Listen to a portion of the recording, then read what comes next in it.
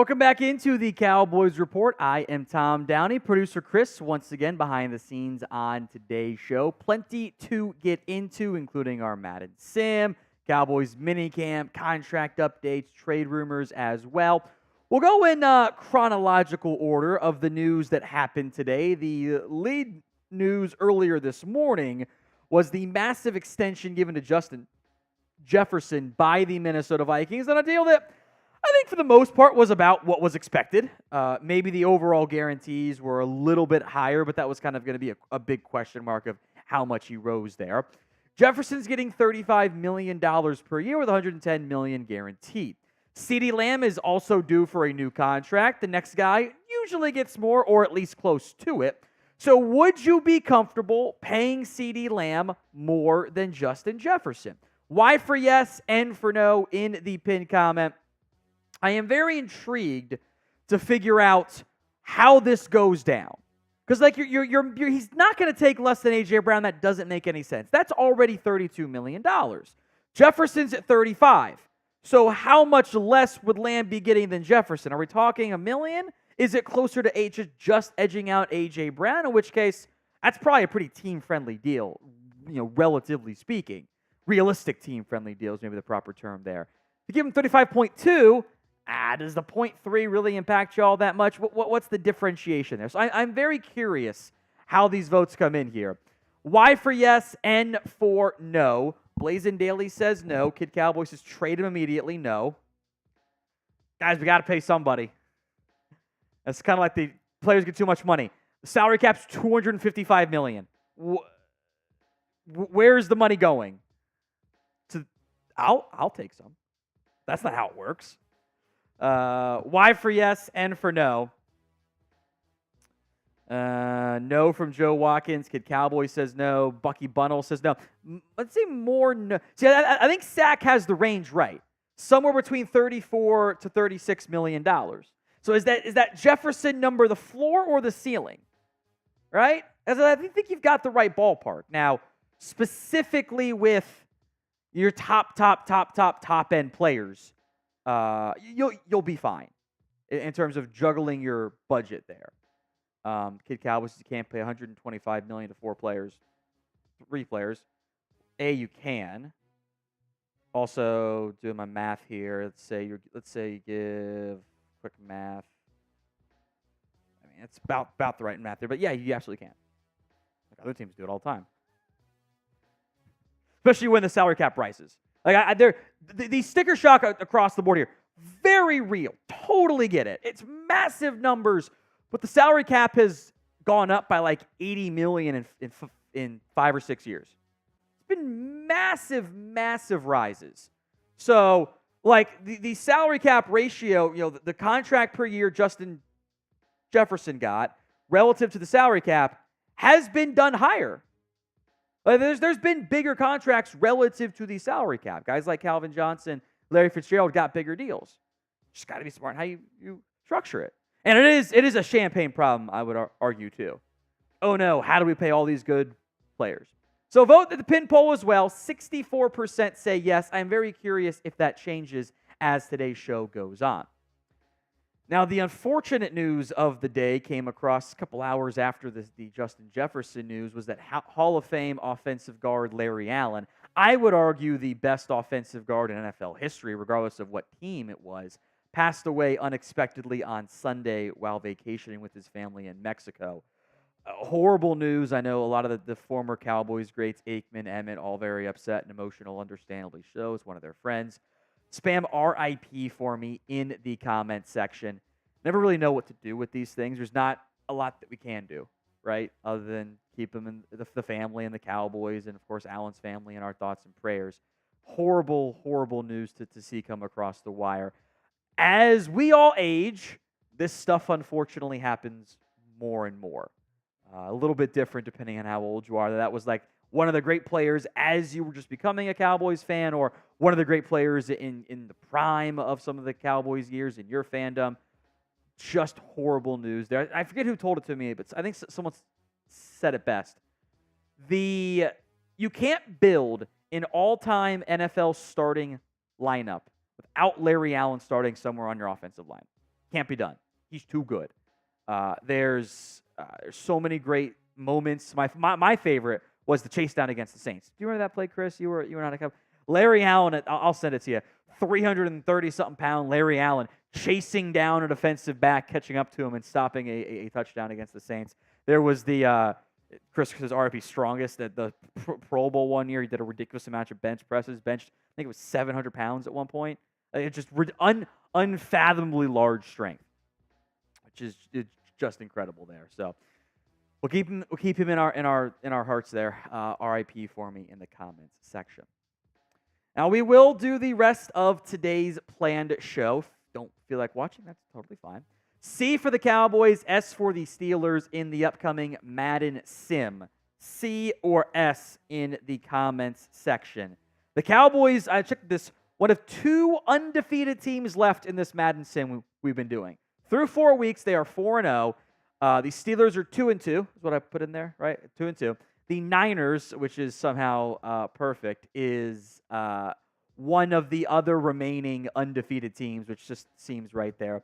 I am happily surprised, if not stunned, the Cowboys sit at 4-0. Previous weeks, they beat the Browns 27-17, beat the Saints in a bonkers thriller 26-25. I was stunned that they upset the Baltimore Ravens 17-10. Giants 24-0 in the most realistic Madden Sim of all time. 6 sacks of Daniel Jones in that game, by the way. Now they go on the road against the Steelers. I think I put the rain on for this game. I'm not sure. I did turn rain on. I feel like I gotta have one rainy game mixed in there. I feel like October in Pittsburgh makes sense for that timeline there.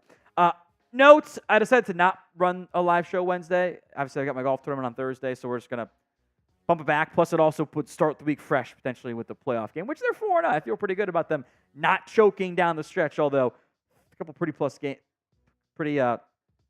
tough games here coming all in a row. C for the Cowboys, S for the Steelers. Who you got winning the Madden Sim? Get those votes in for me in the comment section of today's show. Now, most of us agree, not all of us, but most of us want the Cowboys to pay CeeDee Lamb because, hey, that is one of the best wide receivers in football. You can argue if you want, but the arguments tend to go away pretty darn quickly, even if we're just trying to get out of like the top 3 in terms of that metric there. So if you want the Cowboys to extend CeeDee Lamb, boy, don't you wish you would have gotten them done a little bit. Wouldn't we all felt great if they'd overpaid Lamb for $30 million this time last year? Man, wouldn't that have been a steal? So be it. Like the video if you want the Cowboys to extend CeeDee Lamb.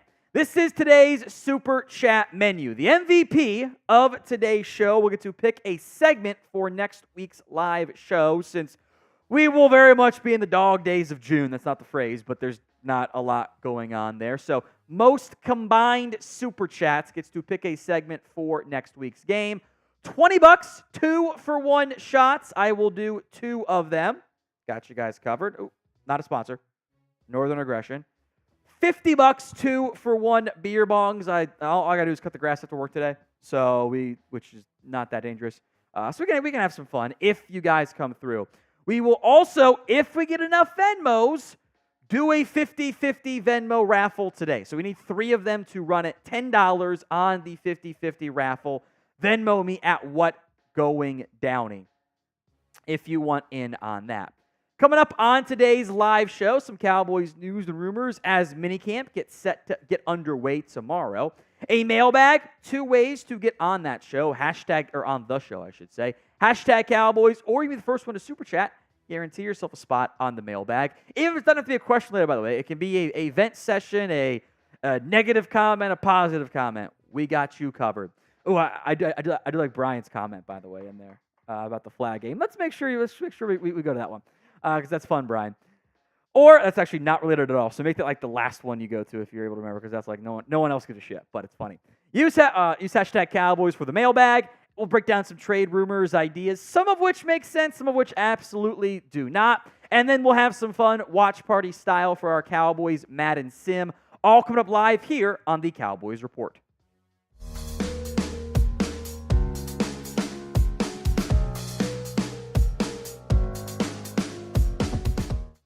The top two channels here at Chat Sports, the Cowboys Report and the Raiders Report, are in a like battle in the month of June since we took care of business against other channels last month. We trail by 93. Now, I'll make note it's early in the month, and on top of that, Mitch is going to be out of town for a few days. So we have some advantages here, despite me taking Thursday off this week. So like that video to help us win the monthly like battle against the Raiders channel here at Chat Sports. Let's check in with where things sit on the CeeDee Lamb front. The hope is he's next in line for a contract following a massive deal from the Vikings given to Justin Jefferson, which we did break down earlier today here on the channel. Hope you guys check that out. Since that video went out early this morning, some updates from notable NFL reporters. First, from Todd Archer of ESPN, who doesn't really miss when it comes to the Cowboys. So with the Justin Jefferson deal now done, there seems to be a path for the Cowboys and CeeDee Lamb now. Was told recently to look for talks to jumpstart on that deal. Maybe something gets done. From Josina Anderson, I think she's formerly of CBS. I think she's got something else going there. I'm told talks between the Cowboys and wide receivers similar to, quote, speed up beyond its previous pace, snail's pace, since there's, quote, at least a number with the announcement of Vikings wide receiver Justin Jefferson's record-setting non-quarterback contract extension today. Look, I've made this point. I'm not going to belabor it, hopefully, too much. I don't like that this was just waiting. The way that Josina Anderson report was framed was that, we had to wait for the number to come in. But we have spent time on this. People smarter than us around the NFL media landscape spent time on, hey, Jefferson's probably the highest paid non-QB. You kind of knew what that number was going to be. Did you really need to do it? Or did you just kind of want to let other people set the market for you, which they've done before? Same franchise that has said we damn sure will not be market setters and then gave out 3 straight market setting contracts, by the way. I do hope progress gets made sooner rather than later. I would assume that Lamb is not present when mandatory minicamp kicks off later this week. I would be very happy if he was, even in just a straight-up hold-in situation. I think that'd be better than Lamb just skipping, because I want my players there. It's mandatory. I also totally understand where Lamb is coming from. I get that angle. So do you want to pay CeeDee Lamb? This is your chance to sound off either way, knowing it's going to be hella expensive. Do you want to pay CeeDee Lamb? Y for yes, N for no. It's the pinned comment on this video. The ad comes on YouTube. Take advantage of it. Head down there and let me know. A Lamb contract should be, relatively speaking, easy to commit to. You can pick your talented young wide receivers in the NFL. It's tough to pit Lamb lower than third. And that's with Jefferson and Chase, who are all going to get pretty similar and comparable contracts, frankly. Yes, it is going to be expensive. And the salary cap rise, which has been massive, by the way, in the NFL, and is only going to get bigger. I know it's annoying. We have to pay for Peacock and Netflix and Paramount Plus and what other Sunday Ticket and Amazon to watch all the NFL games. It's a big reason why the salary cap has skyrocketed the way that it has. Even with the COVID negative impact all those years ago, we're probably 2 years away from about $100 million in growth in like a 6-year span. It's incredible the rise the NFL contracts have had, and cap has had. As a result, the contracts have skyrocketed. They have blown up. Justin Jefferson is now the highest paid wide receiver at $35 million per year. That will last, I think, no more than roughly a year. I think whenever Jamar Chase gets paid by Cincinnati, he will be making more. In fact, of your 10 highest paid wide receivers, Jefferson, A.J. Brown, Amon-Ra St. Brown, Jalen Waddle, Devonta Smith, and Nico Collins have all gotten paid this offseason. All of them this offseason. And that doesn't include guys like Calvin Ridley, Michael Pittman, who were briefly top 10 and fell off pretty darn quick, by the way. Tyreek Hill wants a new deal from Miami, by the way, which maybe isn't too surprising there. The biggest jump, specifically with Jefferson, has come in the guaranteed structure. $110 million guaranteed at signing by practical guarantees, by the way. Which the difference there is hey, your base salary for year 3 isn't guaranteed, but the way your contract is structured with other guarantees, we're not going to cut you. It doesn't make any sense. So it becomes a practical guarantee from that perspective. Massive jump there. And maybe the Jefferson deal getting done makes it easier on the Cowboys to figure out what they're going to have to pay CeeDee Lamb. I would have had more urgency. And which has been a point I've made many a time before on many other players. Now, today's show is made possible by Prize Picks. Prize Picks is the leader in daily fantasy sports. With Prize Picks, you can turn $10 into $1,000 in a single game watching your favorite sports this summer. You can make your lineup in as little as 60 seconds. You simply pick more or less than on 2 to 6 player stat projections, and you are locked in. When the finals are over, the hoops action doesn't stop on Prize Picks, but the finals mean more on Prize Picks. So the star players, you can get boosted payouts on select basketball stars you won't find anywhere else. They've got NFL season long Prize Picks as well. They've got esports stuff, baseball, basketball, and more.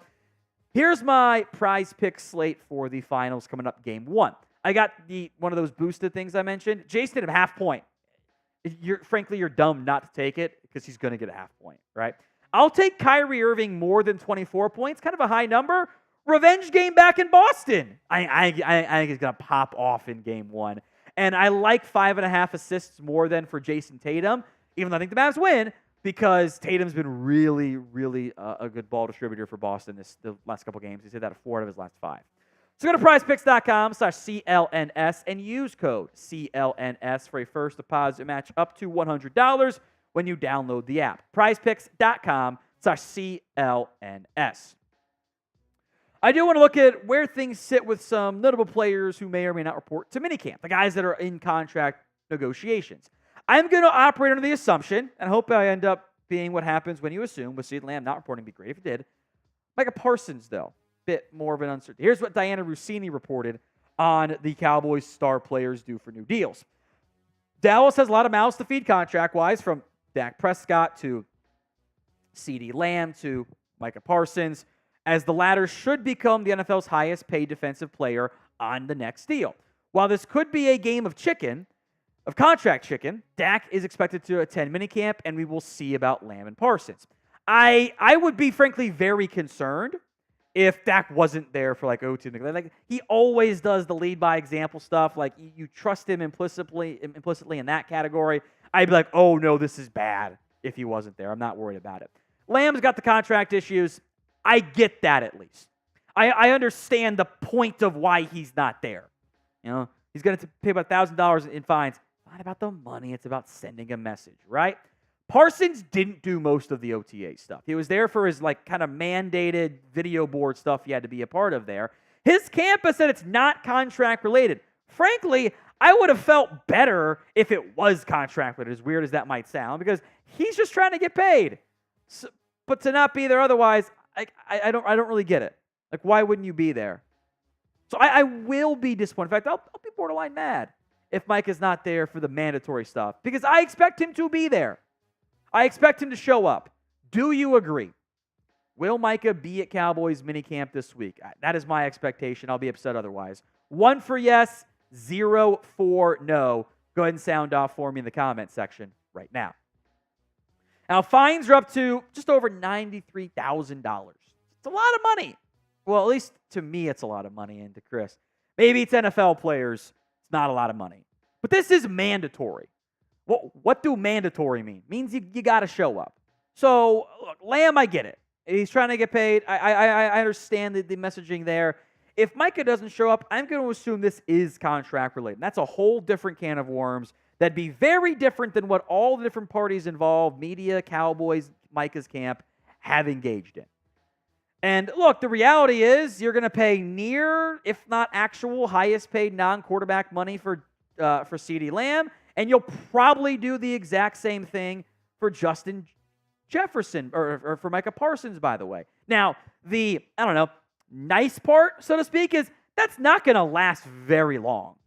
It's not going to be a very long time before, okay, now other guys are getting paid, right? Both from an APY perspective and a guaranteed perspective. Myles Garrett, by the way, has 2024, 2025, and 2026. He's about to get another fat contract. I think Max Crosby is one of the most underrated players in football, and he's getting paid a lot of money still. That's how good I think he actually is. Jamar Chase will be on that list. So it'll be expensive. And then, by the time it gets to the middle part of the contract, it might be fringe top 5, which is how it works. It's a champagne problem. Oh, no, we got to pay our great players. I can live with that as long as you're competitive. Otherwise, maybe a different conversation if you're bad. Now, we are 195 subscribers away from 189K here on the Cowboys Report. So help us get there. Hit that sub button right now. One non-contract note here on Marist Liufau. Bleacher Report saying he is already looking like a draft day steal. I'll mention this right now. It's June. It is Hopium season. If you ain't high on Hopium in June on at least one of your draft picks, whatever team you're a fan of, it's just not how you want to go about doing stuff. Like, enjoy it, right? Here's what Mike Zimmer recently said on Liufau. Number one, he's brilliant. He catches on really quickly. He wants to be so good and so intense that he's almost too much at it right now. I think he's a really good pressure player. I think having that with Parsons and another pressure player that's a linebacker, or he can move somewhere else and Parsons can move somewhere else, I think those pieces add to confusion for the offense, plus he's a good rusher. Now, Bleacher Report kind of took that and made this claim. For the Cowboys, the coaching staff has a good problem on its hands. Veterans Eric Kendricks, Damone Clark, and DeMarvin Overshown are the predicted starters. Aside, are we calling Overshown a veteran? Didn't even play in the NFL last year. Real games. Liufau was going to push Overshown in particular for a spot. But Zimmer can move all of them around and give opposing offenses different looks. Even if Liufau doesn't find himself in the starting lineup, he'll be a sub-package performer providing flexibility for the entire unit. Now, the first note I want to make here, I think we are off base on the Overshown part. I do not agree with that. I think Overshown is already ahead of Damone Clark, and I think that's the player that you could see Liufau overtaking in hopefully the not too distant future, frankly. You invest a lot in Liufau. I'd like him to emerge as a key piece. The Overshown kind of revealed this. This is how the Cowboys are operating their quote-unquote base package at linebacker. Kendricks at the mic, Overshown at the weak side linebacker, Damone Clark as the strong side linebacker as well. Now, I think you're not going to do a ton of base, a lot more than what you did last year, which is almost infinite growth because you barely played it outside of goal line stuff last year. And I think Liufau, in a way, is kind of could supplant Clark at strong side linebacker. And I think you could eventually replace Kendricks down the line at middle linebacker, by the way. I think that'd be an ideal outcome for the Cowboys. And I do think Bleacher Report's right. Probably one of your top backups at all those spots. So are you buying the Liufau hype early on here? B for buy, S for sell. Go ahead and sound off for me in the comment section of today's show. Liufau did blitz a little bit at Notre Dame, 3 sacks. I think some of the limited opportunities kind of keep those numbers down. He did move around a lot. That's why I like some of the flexibility angles that he offers there. Not a ton of impact splash plays, but didn't get a ton in coverage either. Was very steady for Notre Dame. Here are my final thoughts on this. June Hopium, enjoy it. It's fun. I want this to be true, and I hope that it is. I will also say Bleacher Report wrote almost the exact same article on Nahshon Wright. So, and then the last time the Cowboys did such an outlier relative to the draft consensus, which draft consensus isn't perfect either, by the way. Last time they did that on the consensus board, the pick like Liufau was Nahshon Wright. So I hope it's not the case. I tend to trust Zim a decent amount here. I don't think Dan Quinn was actually a great drafter, and he got too much influence there. Hopefully this ends up being a good thing for the Cowboys. It is mailbag time here on the show. We've got a $20 super chat from Blazin' Daily. So I owe 2 shots for that one before we even get to the mailbag here. We will feature the 2 super chats from Blazin' Daily on the mailbag as well. Number 1. And number 2. Oh boy, that's something. This is today's super chat menu. Damn, it's Beer Olympics on Saturday. It's just something. It hit a little bit harder. The MVP of today's show, which right now is the 22 from Blazin' Daily, gets to pick a segment for next week. $20 is a 2-for-1 shot. At some point, I will not make it 2-for-1 anymore. But that's up to you guys until we get there. $50 is a 2-for-1 beer bong. And You get to go on the Beer Bong Hall of Fame. Lots of names on that right now. We will also do the Venmo 50-50 raffle if we get enough entries. At What Going Downey, we can do a duck race at the end of today's live show to do that Venmo 50-50 raffle. So far, no entries. That's fine. In season, there's what was the most we gave away? We want to give like $800 away one day. It was like $800 one game, and then Bama was like almost a stack. It was something ridiculous. So Venmo 50-50 raffle at What Going Downey if you want in on that as we get into today's Cowboys mailbag. Now, if you want to be a part of these Cowboys mailbags in the future, even if it is just June and not the most entertaining time of the year, still got live shows for you. Hit that sub button. YouTube.com/@CowboysTV. Free Cowboys videos multiple times per day when you're subbed. From Blazing Daily, $20 super chat. Thank you, my friend. I think Dallas just loves BSing around because why do we still wait? Not going to feel bad for them. They did it to themselves. Same thing will happen to Parsons, and he just made demand for a trade to not deal. I don't think Micah wants to be in Dallas. Remember, he grew up a Cowboys fan. Don't let Eagles fans tell you otherwise, by the way. This is a team that doesn't want to set the market. And they've made that comment public. They don't believe they should have to be market setters. But the problem is, that's not how it works when you haven't won a title in almost 30 years. There is no discount for, we're running a great team. No, you're not. You're running a good team, but not a great team. Or you're re-signing with a good team, but not a great team. Yeah, there are some, sponsorship benefits, but everyone can generate that to an extent. So this team doesn't want to pay market rate, and then they will let the deadlines make deals, and that almost always means they are on the back end of those contract negotiations. When players take less than top of the market, those deals get done early. Jalen Smith, Trayvon Diggs, Lyle Collins, Terrence Steele. When players ask for big money deals, Dak Prescott, Tank Lawrence, you're looking at now with CeeDee Lamb. You watch Zach Martin hold out once and almost second time previously.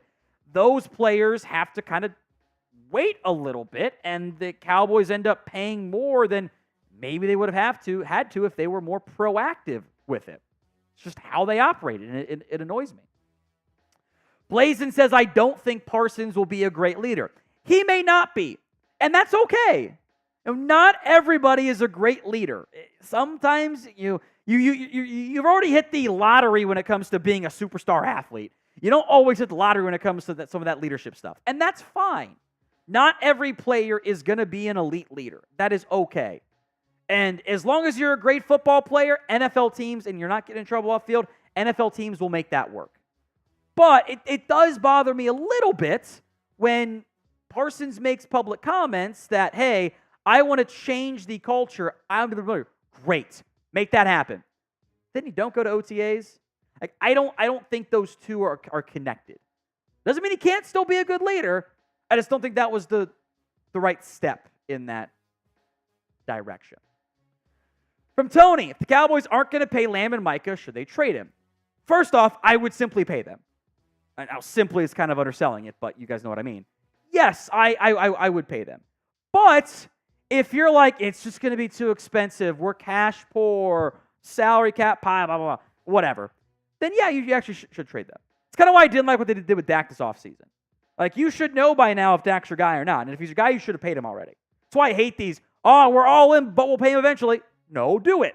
You can't say you're all in on a hand that hasn't been dealt yet. It's not how it works. You got to be all in with your hand or not. You can't just keep checking and bleeding chips, So if you're not going to pay him, which I think you should, then yes, you should try to trade them. Get a big haul back. Now, the odds of getting a top 3 receiver and a top 3 edge, wherever you want to rank them, is pretty damn low with those picks. That's why teams don't often trade superstar players when they're coming off 12-win seasons in a row. Now, in the hypothetical in which you could only pay one, who would it be? Curious how these votes come in. I think I'd lean Lamb. 88 for Lamb, 11 for Micah Parsons. It's the pinned comment on today's show. Vincent, I'm not so sure about Lamb, and his route running tends to float on a lot of routes. I thought he was pretty good last year. I've seen growth every season. And even last year, you saw him do less stuff in the slot. And, my mindset is, hey, if you ran for, 1,000 or caught 1,700 yards and on not elite route running, well, you're probably going to get better at it. So I'm not too worried about Lamb. I've seen him get better every season. I think he's your young receiving core of Jefferson, Chase, and Lamb. Like that's my mindset. Eli Aaron says, "Rest in peace, Larry Allen." Absolutely. If you did not hear, we're filming this on our Monday live show, but Larry Allen passing away unexpectedly while vacationing with his family in Mexico on Sunday. Very just heartbreaking news there for the Cowboys. From Tyler, besides gaining weight, I think Mozzie needs to get off the line faster. Is it crazy you should learn from D-Law and Micah since they both can come off the line fast? Yes. Mozzie has the athletic ability to have burst. We've seen the explosive numbers. It is there. Now, why he is slow off the ball? You can go watch some of those Michigan defense line from this year. Chris Jenkins, also an athletic freak. He's a little slow off the ball too. I think that was kind of how it was taught. It wasn't a react and read. It was a read and react front, which that's not how it's taught from Dan Quinn. Now, the one you can even go back to listen to what Mike Zimmer was saying. They were changing the stances for some of these defensive linemen because they're asking them to set up different ways and do different things. So, yeah, add weight, which isn't going to impact the athletic ability because he was already a great athlete, a gifted athlete at a heavier size, and then fire off that ball faster. Now, I'll say this part too.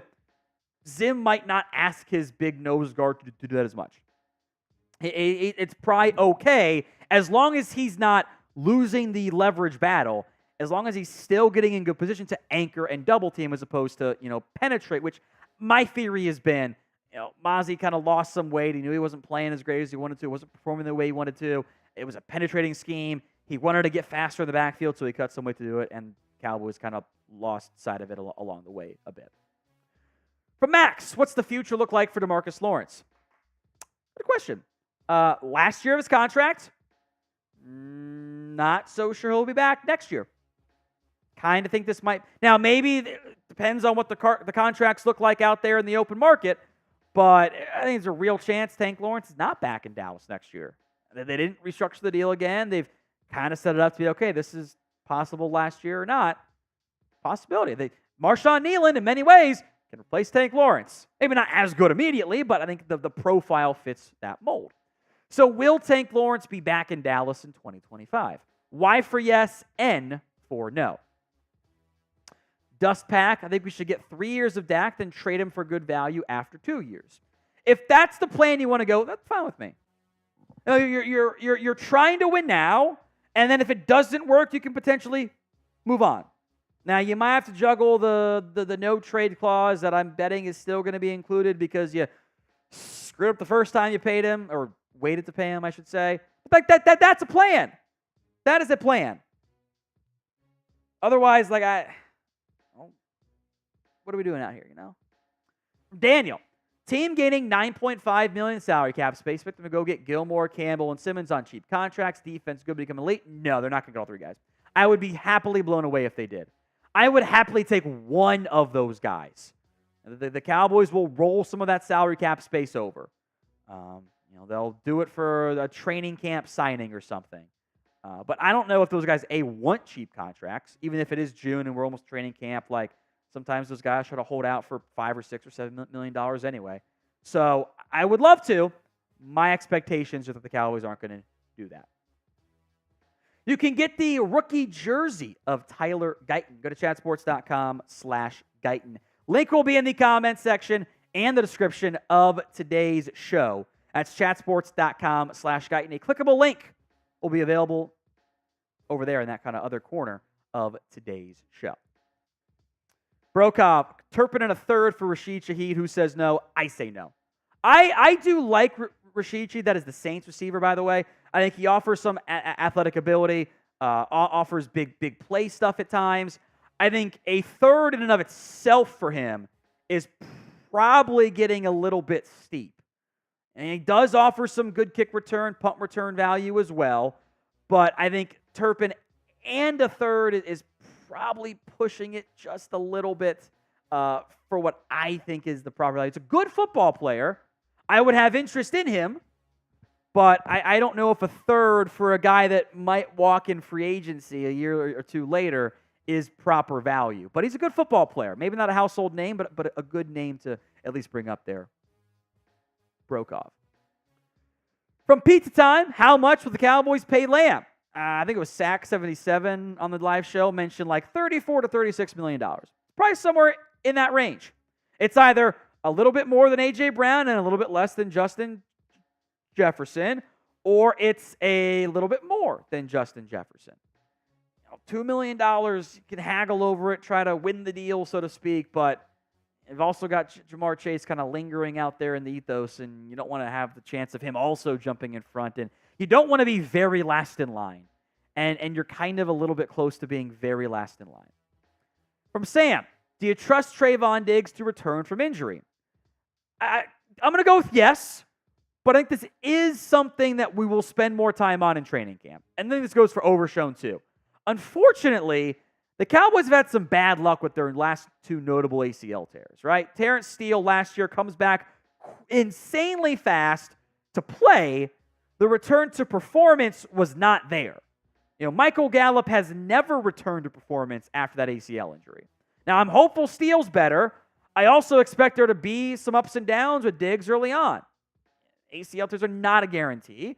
I think the Cowboys are due for some better luck this year on that front. But it is something we'll have to pay attention. I think he should get some breathers in camp as well and focus on not getting him back, for July, but make sure he's fully 100% as possible for September.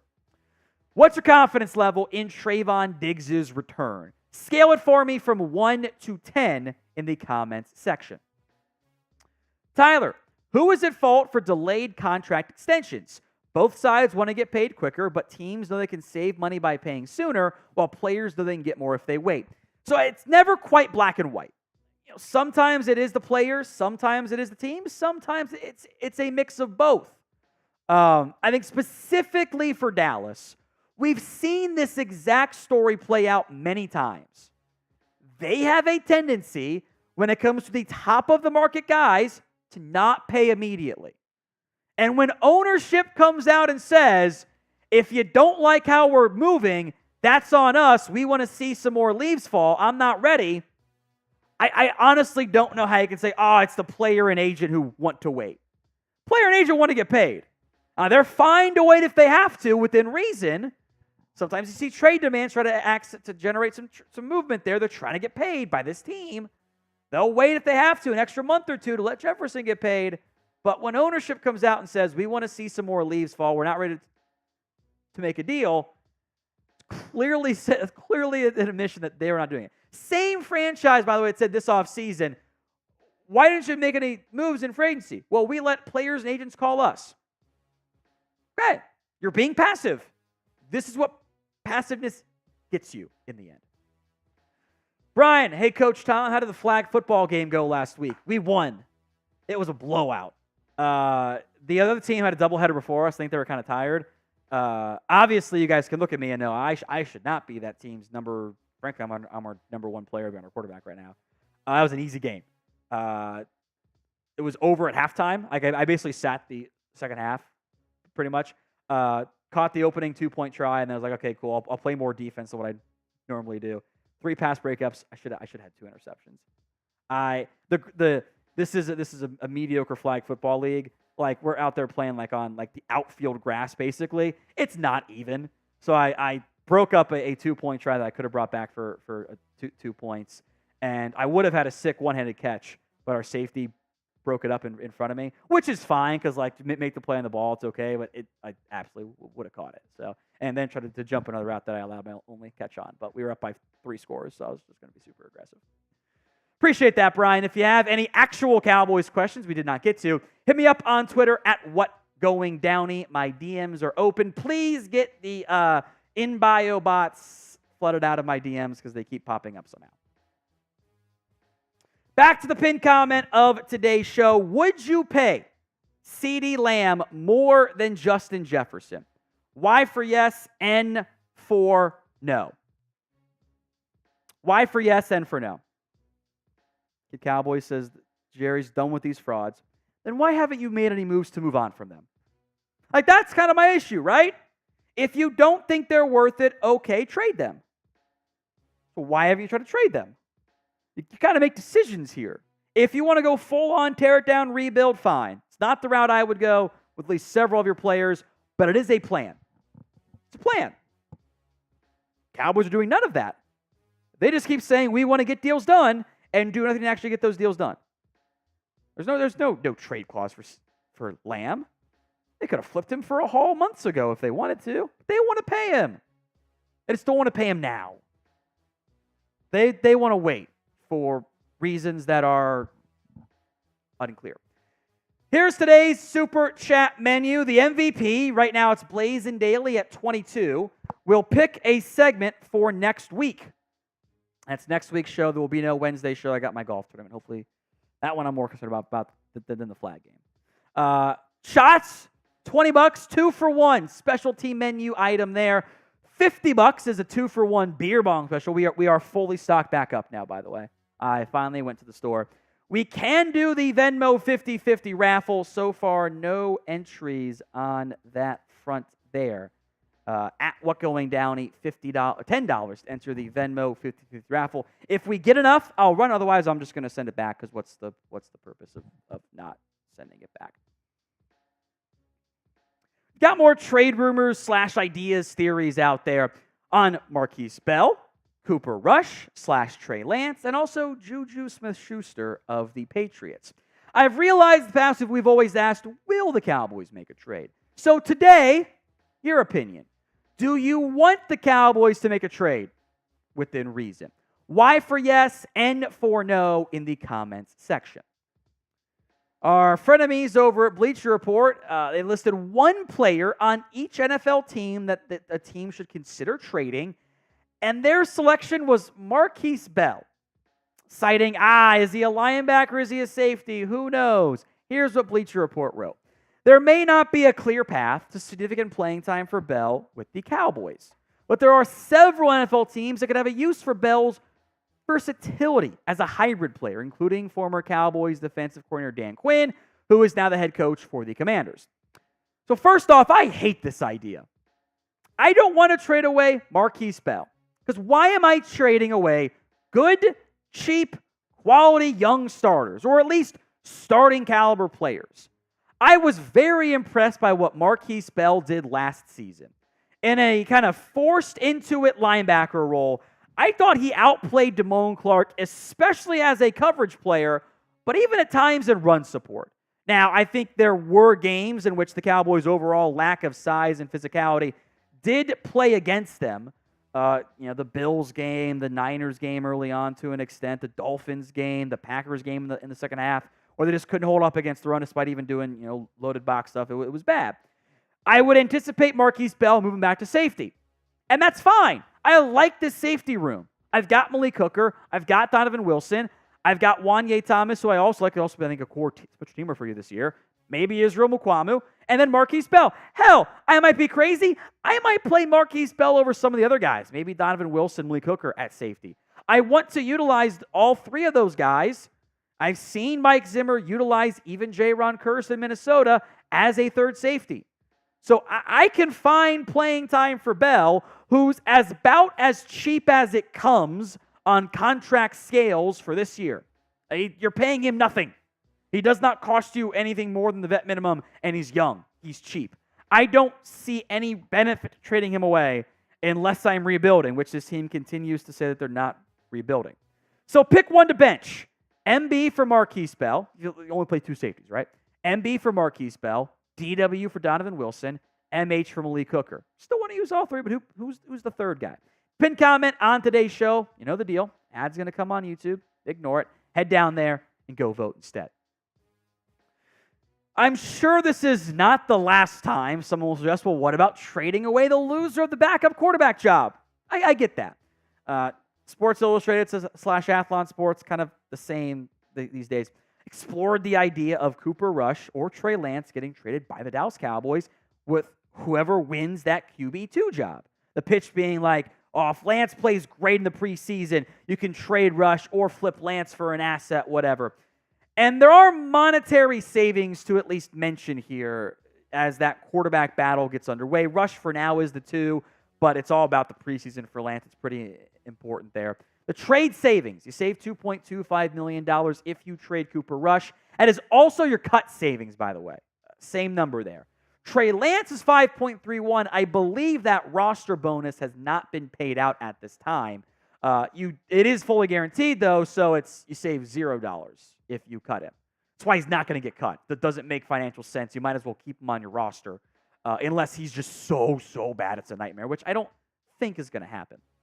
So if you only choose to keep one of these guys, who is it? CR for Cooper Rush, TL for Trey Lance. Sound off in that comments section. Lance has more upside. I think we all know that. There's still, in theory, the guy that was worthy of the 3rd-round pick, the freak athlete with the strong arm who did showcase some mental processing stuff, but has been unable to stay on the field for not just college, but NFL and even some limited high school reps due to a variety of injuries. His senior year or junior year getting canceled at North Dakota. It was just kind of, or South Dakota, it was kind of just a weird year. It was a weird path for Lance, who needs reps. It's why the preseason matters so much. Now, FanSided cooked up this trade idea. Cowboys get a 5th and a 7th. The Dolphins get a 4th rounder. Which, okay, you're not that far off with what Dallas gave up. It is less than it's less than what you gave up, but you're recouping assets here. But the argument has always been, well, if Lance plays well in the preseason, you can flip him. And I would actually argue, to an extent, regardless of how Trey Lance plays in the preseason, I think either result might end up hurting the trade chances. If Trey Lance is terrible, who's trading for him? No one. If Trey Lance plays really well and looks awesome, well, does Dallas want to trade him? Or do they want to keep him as the backup? Maybe then they think there's even more value there, or beyond a backup. And if he's okay, are you going to get good value back or no? So, he gets mentioned in every trade rumor article out there. I don't know if it's actually all that likely. You see the exact same thing, I'm sure, with other people. As for Cooper Rush, look, he has been a good bus driver. He has done his job and has at times helped out the Cowboys pretty significantly. However, Cooper Rush has been available. Remember when Cooper Rush played for the Giants? You guys remember that, dude. It was Garrett. Hardly counts. Cooper Rush was a free agent several years ago, or I guess 2 off seasons ago. He had no real interest. He was going to visit the Bengals and the Raiders, maybe to be a backup. His flight got canceled, decided not to go, and signed pretty cheap. That's all it was. No NFL team has ever showed much interest in Cooper Rush as more than average-ish backup. That's fine. That guy's got value. He can help you sustain, go 500 against okay opponents.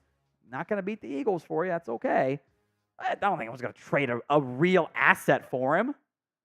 If a team wants to give me a pick and Trey Lance is my guy, great, I can do that. You know what else I can also do? I can cut Cooper Rush. He's a vested veteran. He can be my number 3 quarterback on the practice squad. Not a bad idea. And we'll have more Cowboys videos for you here all off-season long. Hit that sub button if you haven't already. YouTube.com/@CowboysTV. Now, Bleacher Report also suggested the Patriots trade JuJu Smith-Schuster to the Cowboys. Now, if you watched our own trade targets video here on the Cowboys Report, I did mention JuJu. And I think there is some elements that make some sense here. What's stupid, though, is the trade idea. A 3rd-round pick going to New England. That's, I think, pretty comfortably going to be a top 90 pick. For JuJu Smith-Schuster. This is so dumb. If you hate this trade idea, I want you to spam L, because it's an L trade idea for the Cowboys, in the comments section. I have zero desire to do that trade. Zero. I don't want to make that happen. I think it's a terrible idea. So if you agree, spam L for me in the comments section. I think it's a garbage tier trade idea. I've seen a lot of trade ideas come across the wire over the years. This one's near the bottom. It's bad. Did we watch JuJu Smith-Schuster last year? He was doo-doo. He averaged 29 catches for 200 yards. And I will be the first to say that Patriots passing offense was a nightmare. It was bad. But there's 3 years in a row of him getting under 9 yards per catch. That's not actually good. It's not impactful. He was good with KC. It might have been a Mahomes thing. Every other year he's good. So you can, look, there's arguments he'll be better with Dallas. That's fine. I'm not giving up a third-round pick for a guy that had 260 yards last year coming off injury, by the way, and paying him $8 million. Why would I do that? Why? How does that make sense? That's ridiculous amounts of money for 260 yards. Michael Gallup was better than JuJu last year. Jalen Tolbert was better than JuJu last year. Maybe the quarterback play impacts that, sure. Come on. That really made it through the editing process? Yes, a third-round pick for JuJu is fair. Bleacher Report, hire better writers. Come on. A bench receiver? Because the pitch was, well, JuJu might not play in New England. So I'm going to take a bench receiver and give you a third? What in the Mohamed Sanu trade value are we doing out here? That's so much more than the Cowboys got for Amari Cooper. F right off. L's in the chat. Terrible trade idea from Bleacher Report. All right, super chat menu here for today's show as we get set up for our Cowboys Madden Sim. You okay there, Chris? Back spazzing up there a little bit? Poor Chris.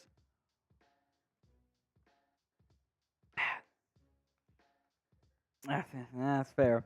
MVP, which right now is blazing, they get to pick a segment for next week. These super chat specialty menu items, $20, 2 for 1 shots, $50, 2 for 1 beer bongs. Guess you guys are a little bit scared because no one's done it yet. Venmo 50-50 raffle, still no there. That's okay. It's normally more of an in-game, real game thing. But that's our super chat menu. That's got a chance to get me a little bit tipsy for the only live show this week, so better take advantage of it. We are back once again for our Cowboys Madden season-long sim. Dallas is 4-0, a surprising 4-0 if we're being honest here, with sometimes Madden's just weird. They are on the road at the Pittsburgh Steelers. Steelers in the sim this year are 2-2.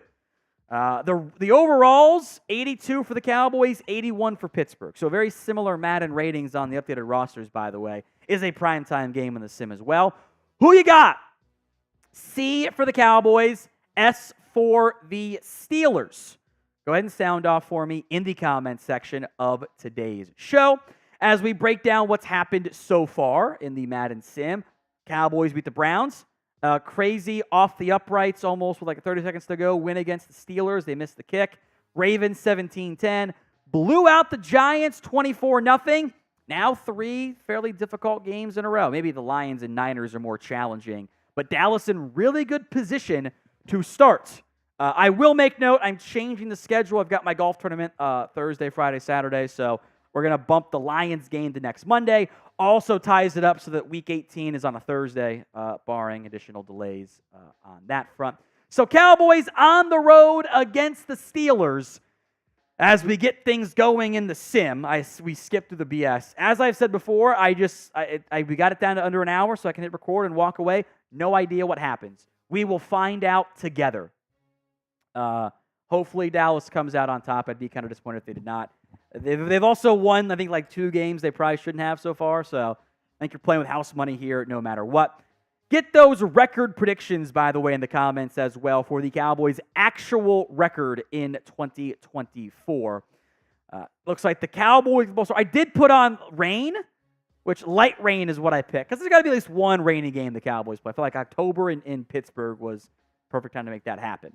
Turpin took a kickback. Well, that looks like heavier rain, by the way, or like random, sporadic, inconsistent rain there. Turpin took one back earlier this year. This kick is going to get to about the 22. I am bothered by many things with Madden. The first thing I am bothered by there was how the rain was super inconsistent. Heavy to nothing, heavy to nothing, heavy to nothing. We are doing the updated rosters. However, it's still the 2022 stats. So, is how it goes. 1st and 10. Cowboys with the football here. I did make Cooper Beebe and Guyton the starters if you're just now tuning in for the first time, which I think is important. So Cowboys football, Prescott under center. I think that's Dowdle as the lead back. He gets the handoff and picks up 5 on that one. But a good year for Rico Dowdle, by the way, in the sim.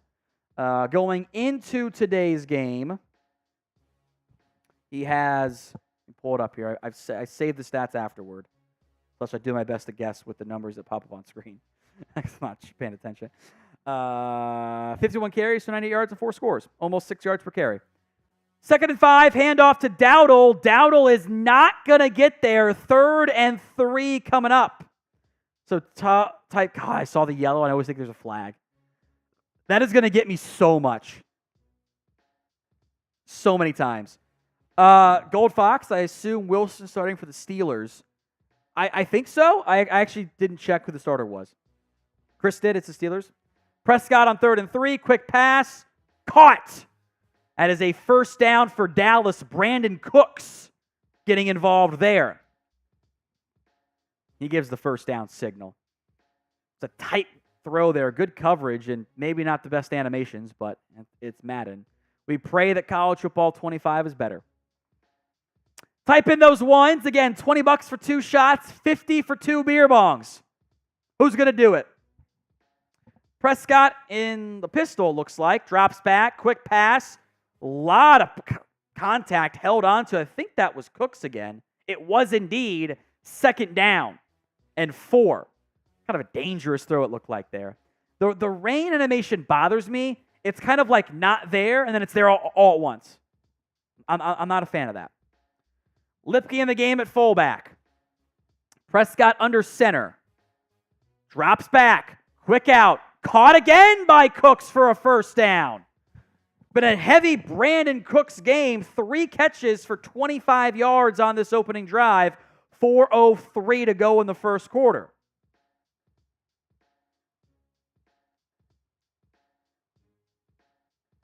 Prescott under center. Dowdle of the back. Lamb in the slot, quiet so far. Handoff to Dowdle, nothing there. Maybe back to the original line of scrimmage, 2nd and 10. Try one of those you should have checked out there. But happens to the best of us. There's the animation again. They do it all the time. They just go like that. It's really dumb. 2nd and 10 from the 46-yard line. Prescott, another, I think that was tipped. Because that was an ugly throw that doesn't happen in real life ever. Ball got halfway to Lamb. So 3rd and long now. Not a great spot to be for the Cowboys. Prescott drops back. And he, put your hands up, Ferguson. Well, the ball was right there. Madden's rigged. That ball was right over the head of Jake Ferguson. He was wide open, and he just didn't catch it. Right, Chris? That's what you saw. Like it was right there. God, it reminds you of the Patrick Creighton route from Romo in the Cowboys-Giants playoff game. Just didn't look for the ball. Punt is away. It's a great punt. Coffin cornered by Brian Anger.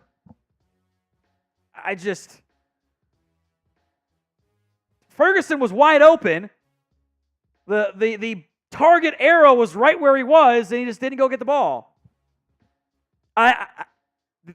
This is rigged, Chris. I'm feeling a rigged game to get the Cowboys to lose. 1st and 10.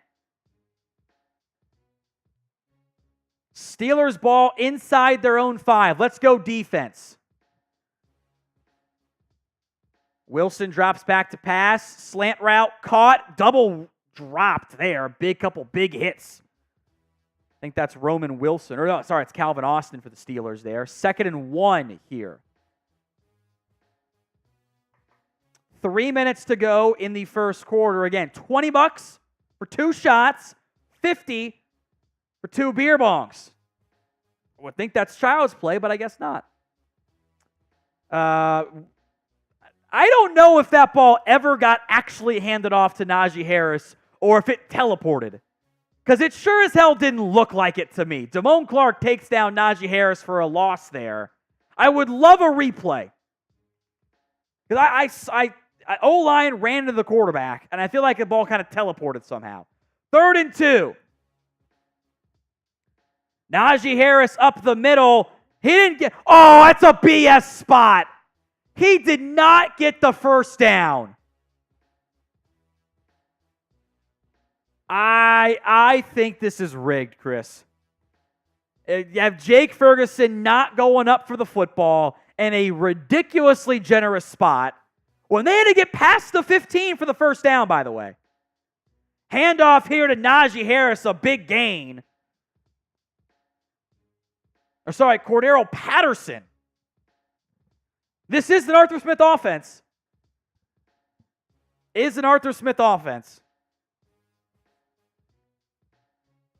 Type R if you think this is rigged. Yeah, Big Mike, you tell him. 1st and 10 for the Cowboys. Wilson in the shotgun. It's Russ Wilson. He is the starter in this game. Handoff again. Jaylen Warren is going to get, Najee Harris will get 2 yards there. See, they got Najee Harris having 2 yards when they was in 3rd and 3 on the first drive. BS, man. He did not get that. Mike, you should have thrown the challenge flag there. Should have thrown it. We are bleeding inside of 1:10 to go here in the first quarter. Wilson in the shotgun, still nothing. Drops back to pass. Downfield. Caught! George Pickens! As the Steelers unlocked something from their perspective. I would love a replay there. Deron Bland in on the tackle. I thought that was almost picked. Steelers are marching here. Wilson drops back to pass, has all day, checks it down for a nice pickup. I believe that's Pat Freiermuth. 2nd and 2. As the clock is moving quickly here with no incompletions. Fast game so far. 22 seconds to go here in the first quarter. Wilson on 2nd and 2. He's under center. Tight formation left. Handoff or play action. Wilson over the middle. Caught. First down. Darnell Washington. That will be the final play here of the first quarter. As a reminder, folks, the Ezekiel Elliott number 15 jersey is available at chatsports.com/Zeke15 jersey. Link will be in the comments section and the description of today's show. That's chatsports.com/Zeke15 jersey. Back to the action here. Second quarter, first play of the quarter. Outside the 30, Wilson checks it down. Picked off! Going the other way! Deron Bland INT! He jumped the route. Spam INT in the comments. Russell Wilson turns it over. Bad throw from Russ to the wrong side of George Pickens. Deron Bland picks it off. Spam INT in the comments section. Bland delivers. Cowboys come back out on offense now. There we go. 1st and 10 Cowboys. Take the chain off. That's Deron Bland, the NFL record holder for pick sixes. 3 seconds in the second quarter. Cowboys going to go I-form set here. Lipke in the game at fullback. Handoff to Dowdle. And Dowdle's going to gain a yard. What is Madden talking about? What are we talking about here? He lost 2 yards, right? How did they give him a yard? What? 2nd and 9. God, Madden is broken, bro. Prescott under pressure. Well, I guess ball don't lie. Also somewhat realistic. TJ Watt no one really picked him up there. TJ Watt coming off the edge. Terrence Steele blocks nobody. The one guy you can never leave unblocked on the Steelers' offense or defensive line is TJ Watt. And I don't think Dak actually lost 12 yards there. I think he lost more like 9.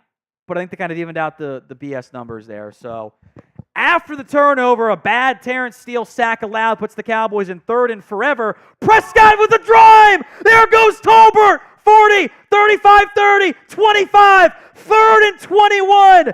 Back to Tolbert for a huge gain. I had assumed it was going to be a punt coming up here. Prescott to Tolbert. Massive chunk of change right there. Caught from behind. Dallas gets the ball inside the 20. Wow. A 60-yard play. And now the Cowboys just outside the red zone. 1st and 10. Prescott, play action all day. Now pressure coming, off balance, end zone. Almost caught again by Tolbert. I thought he was throwing it away. Tolbert, I don't think he got that second foot in. 2nd and 10. By the way, they got to get Lamb involved here. He's had 0 targets. What are you doing there, Big Mike? Madden, Big Mike. 2nd and 10. Prescott, a play action again. Downfield, end zone shot, broken up. Also, very weird animations because that could have easily been picked off in real life. That's one of those, the CPU decided it was going to be incomplete. He went like this, like a little fancy backhand. Just, no, catch it. So 3rd and 10. 4:24 to go here in the second quarter. Prescott in the shotgun. Drops back. Looking. Under pressure. Avoids a sack. Got to throw it. What are you doing, Madden Dak? Takes him out of field goal range. Or at least near it. TJ Watt. That one, first, well, maybe that was on Terrence Steele because he's facing the wrong way again.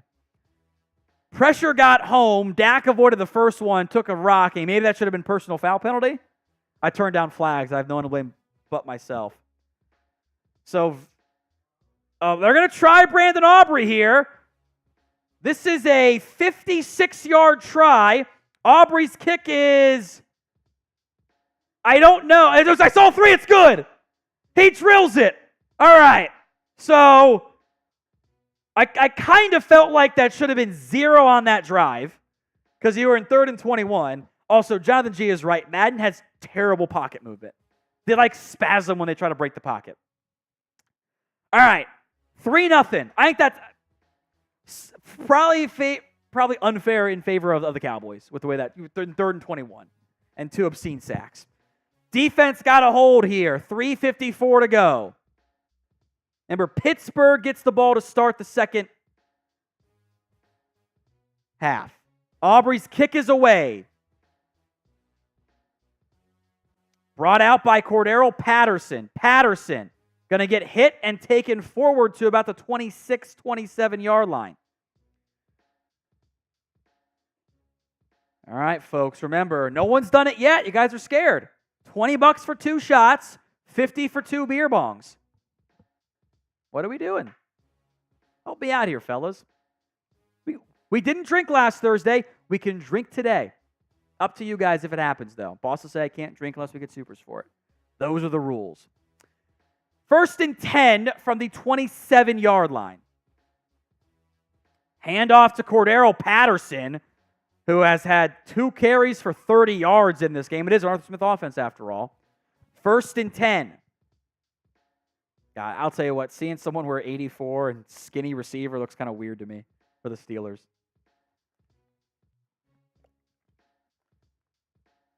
Outside the 40, 3:27 to go here in the quarter. Russell Wilson in the shotgun. Handoff again to Patterson. Patterson gets hit hard. Think that was DeMarvion Overshone, but does pick up 6.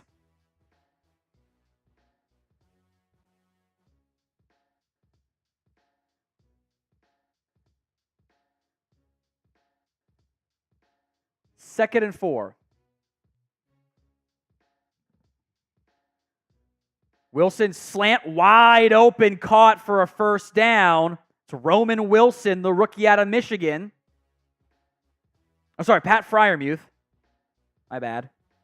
Let's say 88 was not the right number for Wilson. Oh, because I saw R. Wilson flash up. Not Roman Wilson stats. It's Russell Wilson stats. Duh. First and 10 from the 49. Wilson, play action pass, under some pressure, chucks it downfield. Caught! Big gain and more inside the 30. Fumble! Ball's out! Who's got it? Dallas has it! Turnover on downs! Or turnover! Another forced fumble! How about that? Another takeaway! Pat Freiermuth fumbled it. Oh, is he down? Offense coming out there.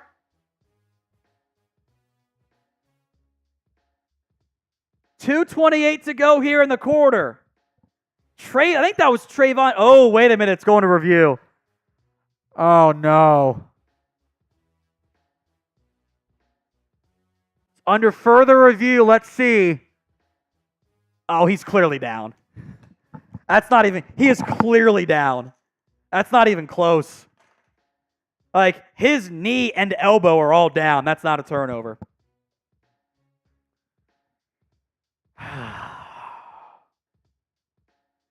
Man, a chance to go up 10-0 there at the half. Clock is running, by the way. Steelers football. Yeah, that knee was down. From the 22, Wilson under center. Drops back. Pressure coming. Goes down. It's a sack. Malik Hooker, blindside blitz. Spam sack in the comments. I'd say ball don't lie, but, you know, he was clearly down, so. From the 30, second and 18, Wilson. Screen. Uh-oh, Patterson's got space. 20, 15, out of bounds. He picked up 17 on that one. You get the sack from Malik Hooker. Now it's third and very short. Wilson going to go deep in the shotgun on third and a yard. Patterson to his right. It's a pass play. Diving incomplete. Fourth down. Now, do they go for it or not? Minute 52 to go here. That's Chris Boswell, but he's not coming out there. Great job, Madden. Great job. Show that you're coming out, but they go for it. 4th and 1, Wilson, slant, caught, first down. George Pickens on that one. The clock will run again.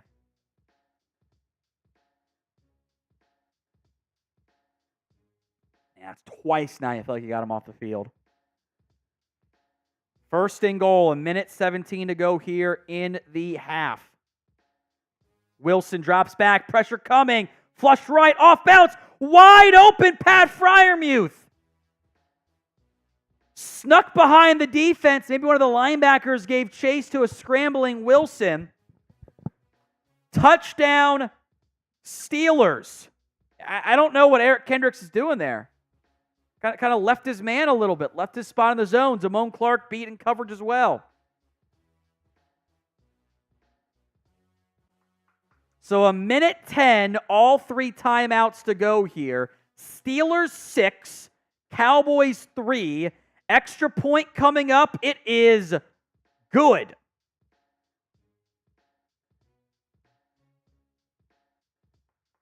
Okay. Minute 10 to go here in the quarter. Again, $20 for 2 shots, $50 for 2 beer bongs. No one's done it yet. Makes me sad.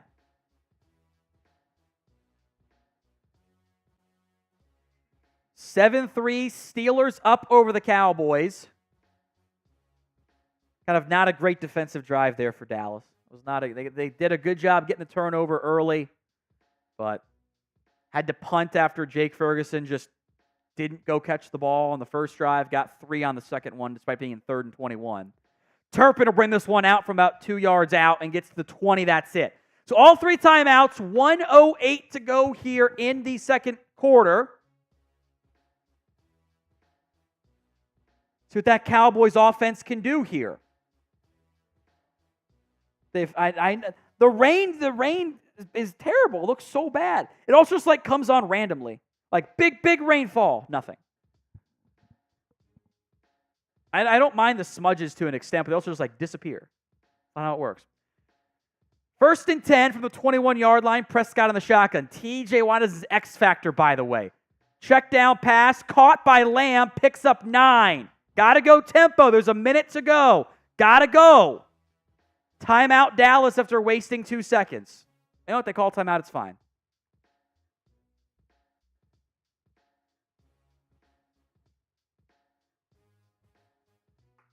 Second and 1.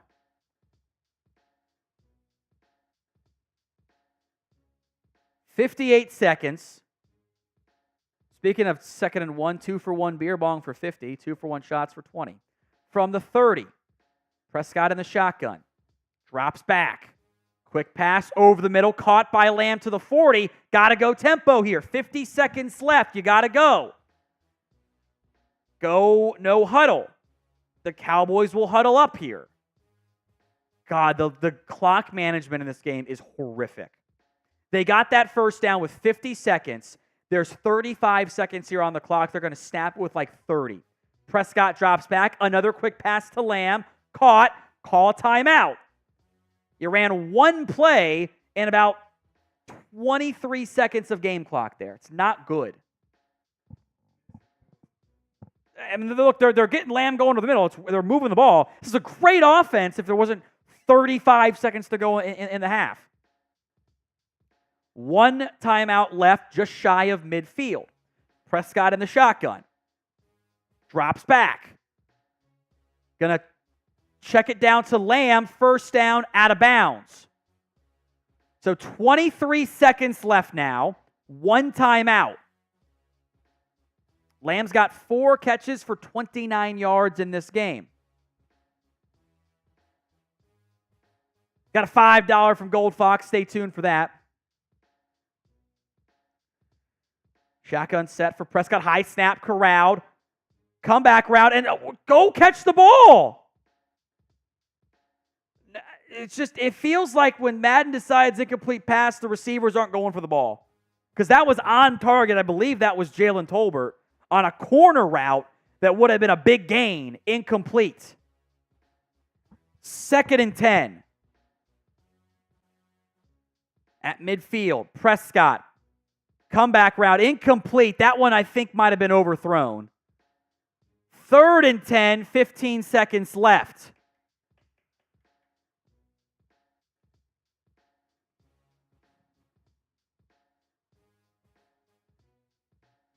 From the 50, you got to get at least 10 more yards here for the first down and to get a field goal try. Prescott, what the fuck? Immediately throws it away? This is rigged. Spam R for rigged in the comments. That makes 0 sense. Even Derek Carr wouldn't do that stuff.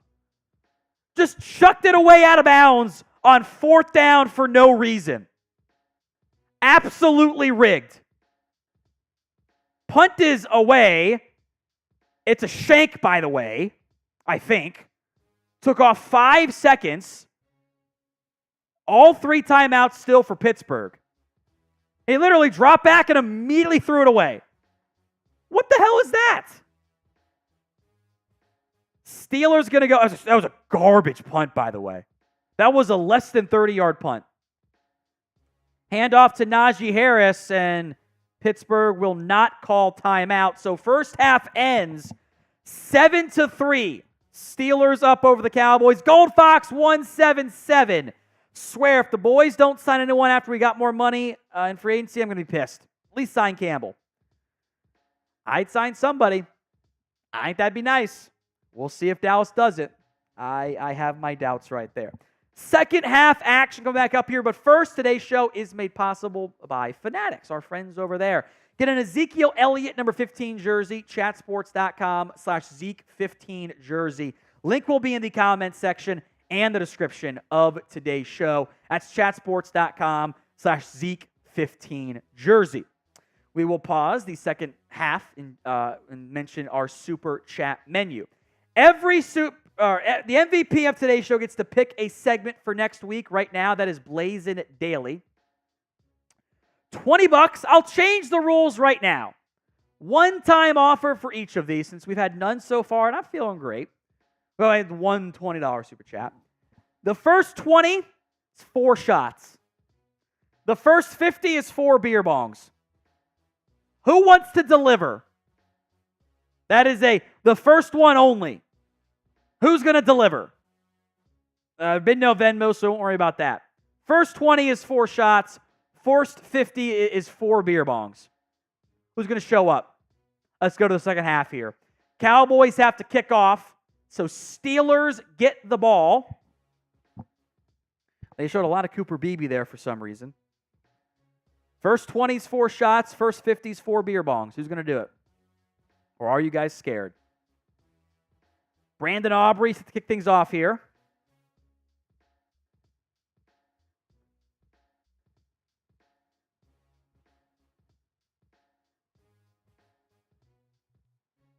And we're away. Patterson brings it out from a yard out and is going to get rocked by Sam Williams short of the 25. Now, that took off 4 seconds. Clock is not clocking there, but that's okay. Steelers football. It's 7-3 Pittsburgh. To begin the third quarter, Roman Wilson out there. Zach Frazier, who I liked at center. Pat Freiermuth, Najee Harris. And Russell Wilson, the starting quarterback for the Pittsburgh Steelers. Wilson drops back to pass. Checks it down, got a man, and he picks up 4. That was Roman Wilson on that one. So R. Wilson to R. Wilson. 2nd and 6.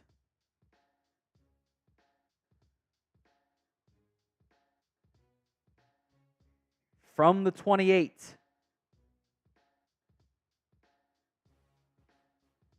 They're going to motion Freiermuth from, I guess, kind of back to the right side. Handoff up the middle. Blown up on that one. Big play made. Tank Lawrence takes down Najee Harris for a TFL. 3rd and 6. 3rd and 6. Wilson in the shotgun. Has time. Downfield. Gets the first down. Calvin Austin the third on an underneath route. It's a fresh set of downs for Dallas. You know who's been MIA tonight, Chris? Micah Parsons. Very quiet.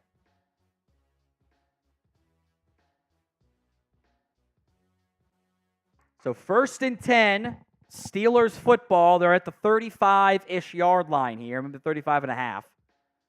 3 minutes off the clock this quarter already, or 2 minutes off the clock. Wilson, handoff to Najee Harris, breaks the tackle, gets loose, 50, 45 to the 41-yard line. Big gain there for Najee Harris, got to the outside, picked up a huge chunk of yardage. Oh boy. 1st and 10.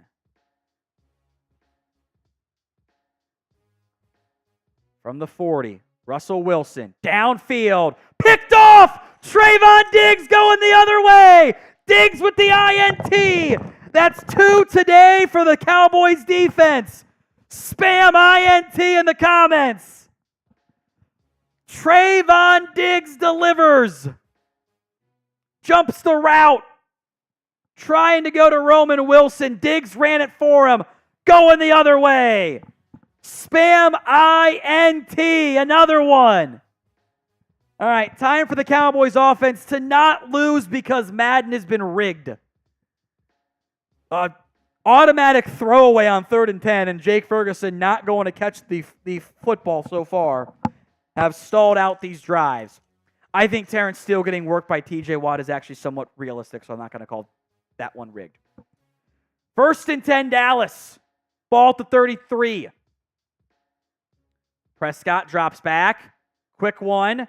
Caught for 3 yards. Generous spot to Brandon Cooks. 2nd and 7. Ratio says need Rico to show up. Yeah, he's been really quiet since that first drive. I think he's got negative yards since then, actually.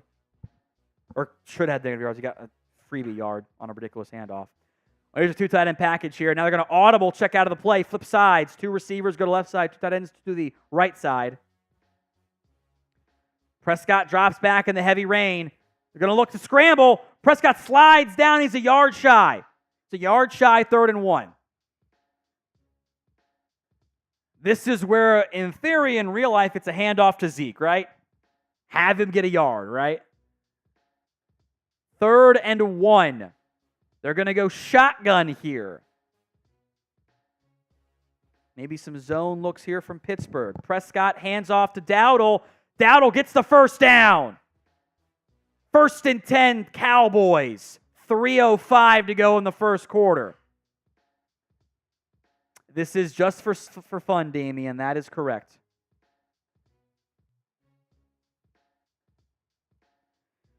From the 46, 1st and 10. Offset I set. Prescott going to hand it off to Dowdle, and Dowdle is going to get 2 yards. Man, that's 6 carries for 14 yards for Rico Dowdle. Ugh, that's bad. Yeah, Lipke did not do a good job lead blocking there. Good eye, Chris. 2nd and 8. Prescott in the shotgun here. 5-man front for Pittsburgh. Hand off to Dowdle. Dowdle going to cut it up. Get to the first down more. 40, 35, 30. First down, Dallas. Good play right there by Dowdle. Almost doubled, in fact, over doubled his yardage. As Sergeant Savage, $20. Since you're thirsty, it's 4 shots. Let's ride. In between plays. 1. 2. 3rd coming up on 1st and 10 from the 30. Prescott. Play action. Downfield. Batted around twice and nearly picked. I hate Madden because that is how every deep ball goes. They just don't lead them. It's like the safeties can't get enough depth. 3. 4. 2nd and 10. Prescott. Over the middle. Caught. First down, Dallas. Type in those ones. Woo! 1st and 10. So the $20 super chat is down to 2 for shots. Beer bong is still 4 for 50. 4 beer bongs for $50. Prescott under center. Play action pass. Has all damn day. Throws off balance. Got a man. Flag on the play to negate a touchdown. Are you kidding me? This is rigged. This is absolutely rigged. A touchdown to Lamb taken off the board due to holding from Terrence Steele. This is so freaking rigged.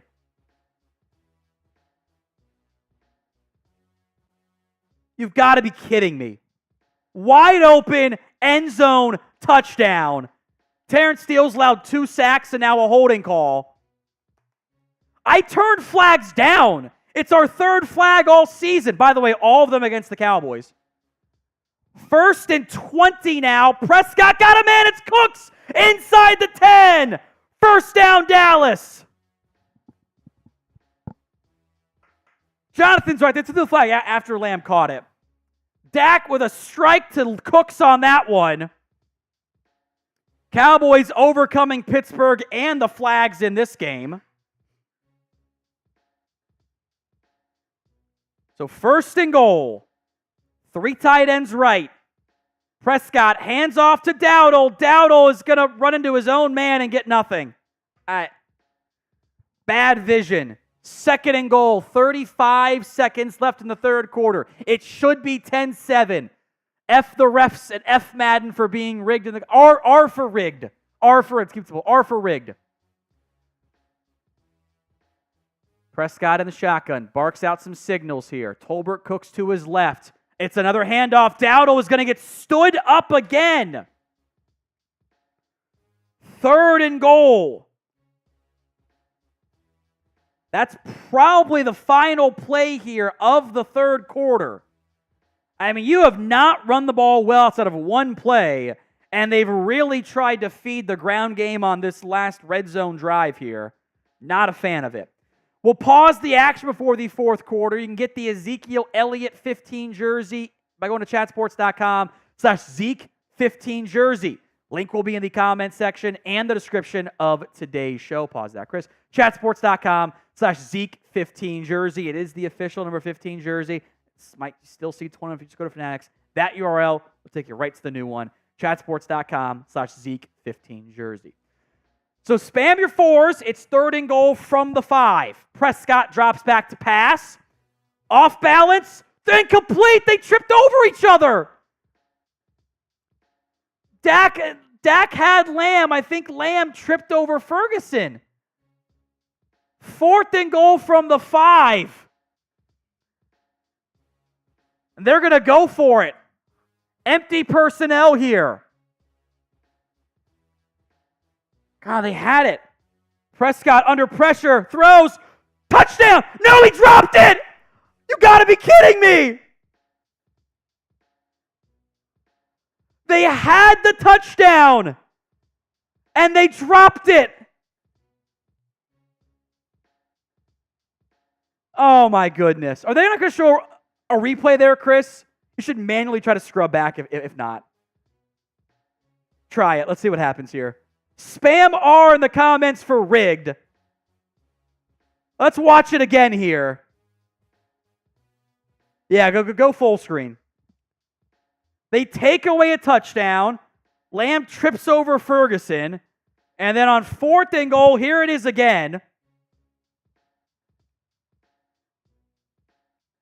They got Dowdle wide in the end zone, and he drops it. They threw the touchdown pass play. And Rico Dowdle in the end zone drops it. He was in the end zone when he had his hands on it, got hit, incomplete. This is absolutely rigged. R's in the comments for it being rigged. They steal 7 points on I turn flags down. It should be 10-7. I don't care. This is rigged. 1st and 10. All right, defense, you got to get a stop here. They've played very well so far. Handoff up the middle to Najee Harris, who's going to lose. Okay, so the official marks it back as a loss of 2, and they gave the ball back at the original line of scrimmage. R for it's rigged. Unbelievable. 2nd and 10. Gave him yards.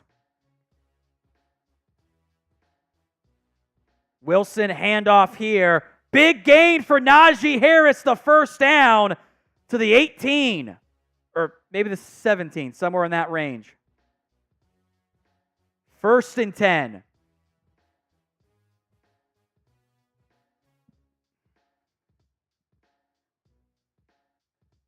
Absolutely rigged. Stealing points from a video game sim. Wilson play action, has all day. Downfield, got a man, first down. George Pickens. 4:50 to go, and now you really got to worry about clock here. If you're Dallas, you got to hold them. Got to hold them.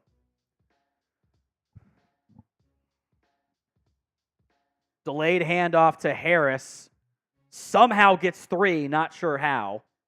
As a reminder, no one's done it yet.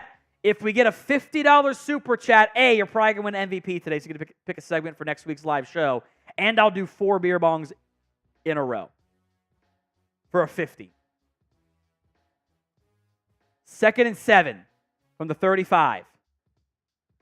Wilson, downfield, got a man again, first down.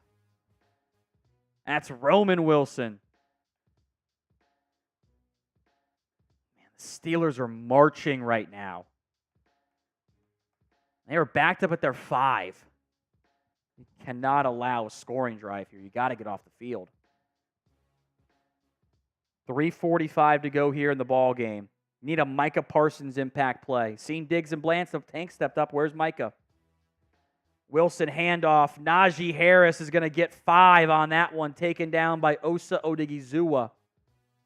3:30 to go here in the ball game. Got to get a stop.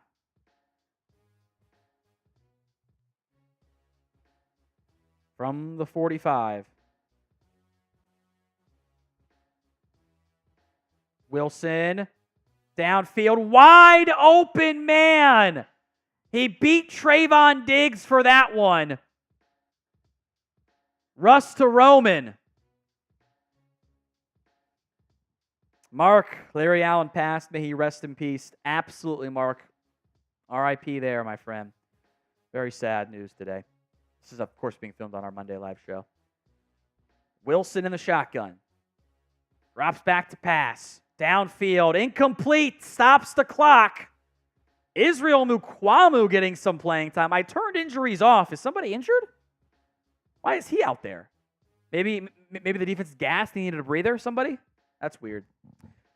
We got 2.5 to go. A $50 super chat. You take home most likely MVP. Pick a segment next week, and I'll do 4 beer bongs. Russell Wilson.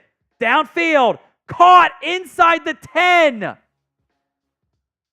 That would take us down potentially to the 2-minute warning. Dallas will not call a timeout here. They actually probably should have. 2-minute warning. 7-3. Got to hold him to a field goal. $50 for 4 beer bongs. Can we get there? Wilson handoff up the middle. With ease, untouched is Najee Harris. Defense played pretty well. They just got gashed. A 95-yard scoring drive with inside of 2 minutes to go. I mean, just right up the middle. Eric Kendricks got blown off the ball, too. So 1:57 left. Dallas is down by 10, about to be 11. It should be 14-10. It has been rigged against the Cowboys all game. Got inside of 2 minutes, Chris. I don't think anyone's going to do the $50 super chat for 4 beer bongs. I don't think it's going to happen. I don't see it coming to fruition. Everyone's scared today. It's fine. I get it. Everyone's scared. Got to get points in a hurry and get either an onside kick or a stop with time left somehow. Kick is away. Turpin from inside his own 5. Turpin gets to the 20. Maybe someone should block the only defender within 15 yards. Just a thought. That was Kyron Johnson, by the way, who made the tackle. Which is,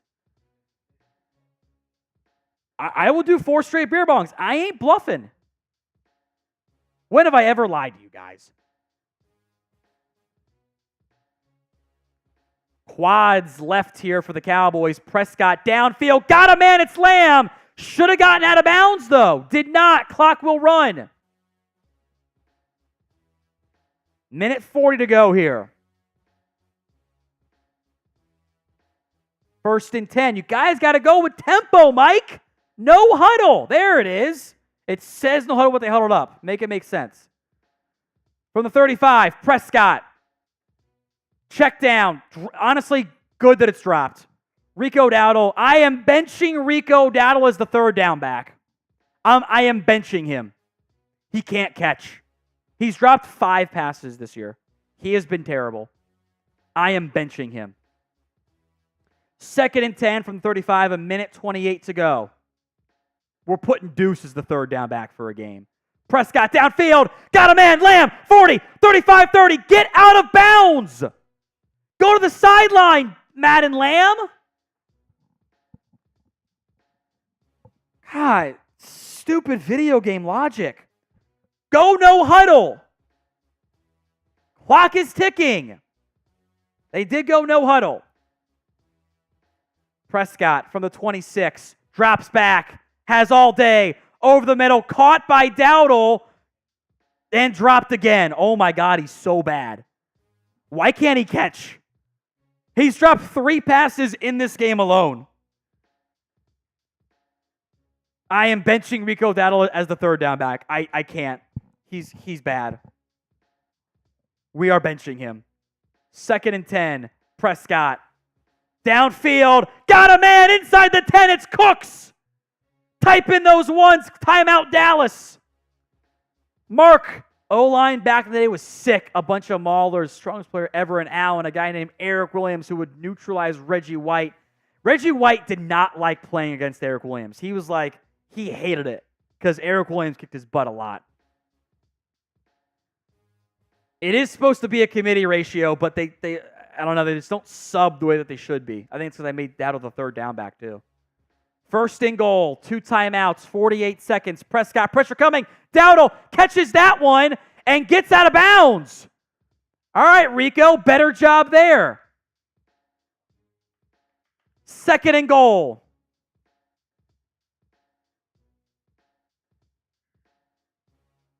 .42 seconds to go. Cowboys down by 11.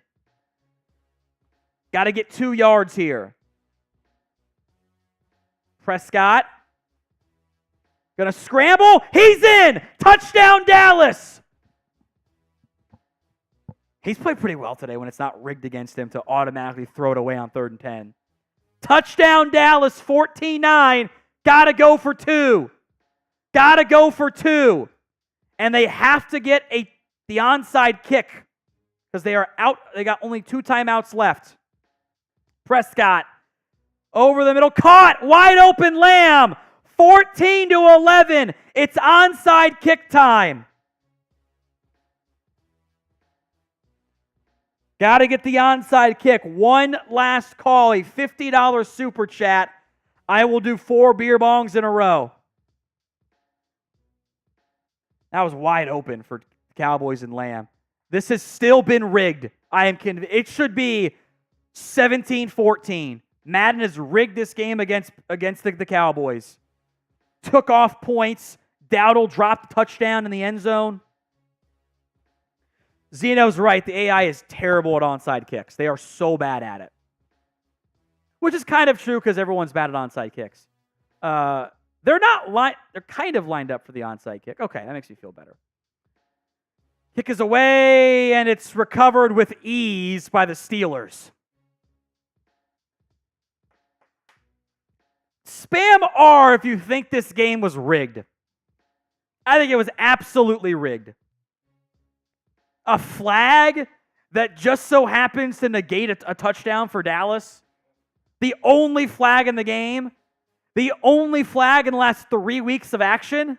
Come on.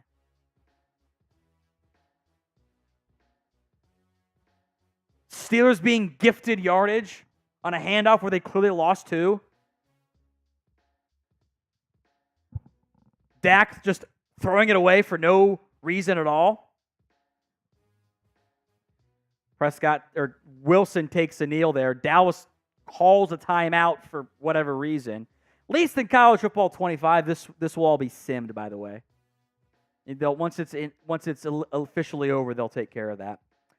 Spam R for rigged for me in the comments section. I think it was absolutely rigged. I am mad. Cowboys will fall to 4-1 in the sim. I think through no fault of their own. I think they outplayed Pittsburgh, but they got screwed by Madden. And also, frankly, Rico Dowdle dropping 3 passes is kind of an issue. Even if at least one of them was for the betterment of the team. But Mark, hope family's well, Tom. Thank you, Mark. Everyone's doing well.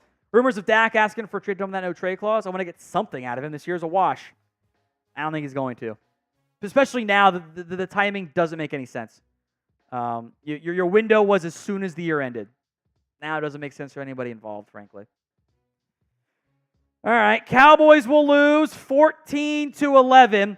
Who was your Week 5 MVP? You can also, if you just want to type in R, spam R for rigged. Eli Aaron wants a redo. The way I look at it, if you're 4-1 after 5 weeks in real life, I think we're all feeling pretty good about that, right? Oh, wait a minute. They punted on 4th and 13. Turpin gets a chance to make a play. And he gets rocked immediately. What the hell is Madden doing? They literally did not have to punt that. What is going on, Madden? Why did they did not have to run a play? Why did they punt?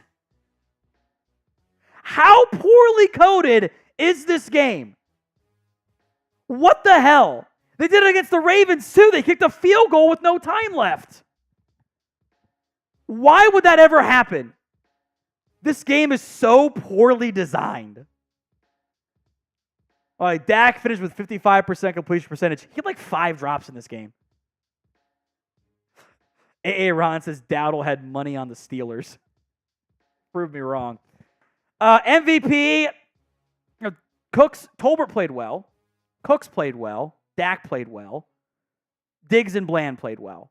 And then Madden screwed them all because it was rigged. So, who was the MVP? Let me know in the comments section right now.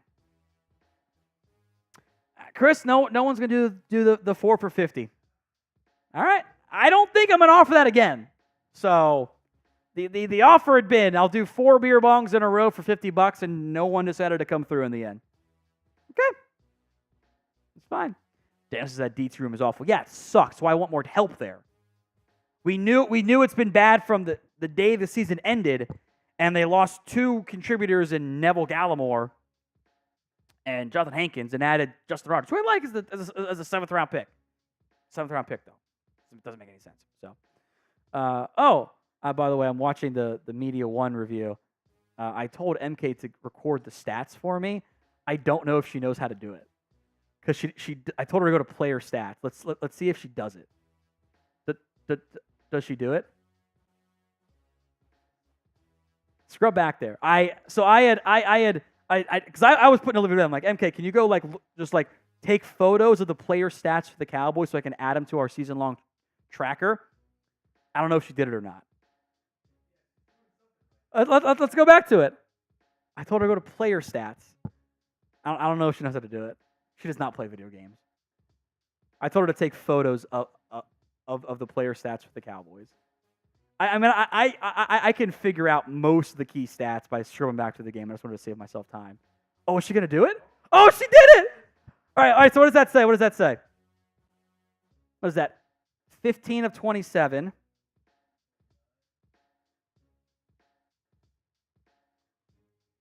Okay.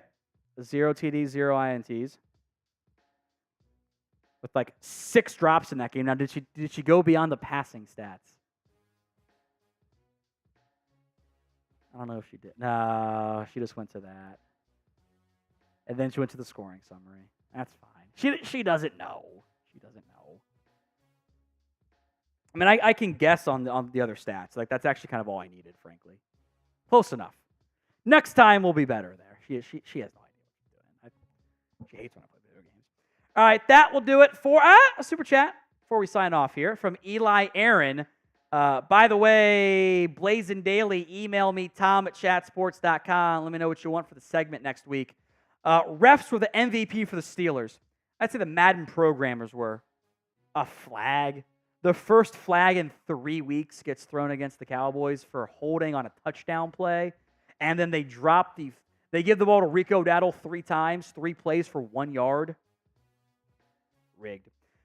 Absolutely rigged. We'll sign off here on today's show. If you haven't already, hit that sub button, youtube.com/@CowboysTV. No live show Thursday, but videos all week long, so don't miss out.